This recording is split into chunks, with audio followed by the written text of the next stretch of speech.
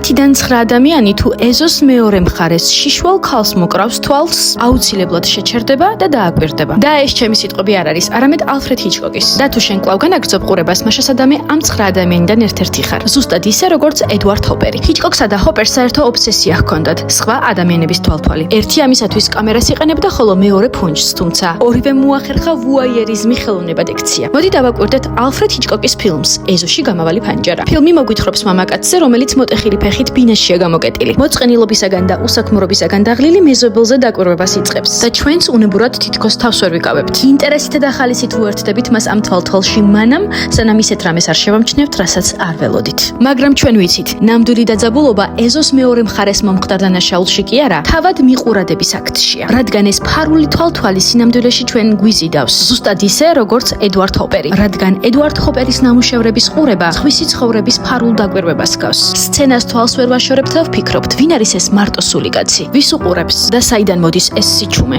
ვის ელოდება ეს ქალი? ჰიჩკოკმა და ჰოპერმა თავად თვალყურის დევნება აქციეს საფრთხეთ, რადგან იმ წამიდან, როცა თვალთვალს ვიწყებთ, თავადვე ვხდებით სცენის ნაწილი. და როცა სცენის ნაწილი ხარ, უბრალოდ ვეღარ აშორებ თვალს.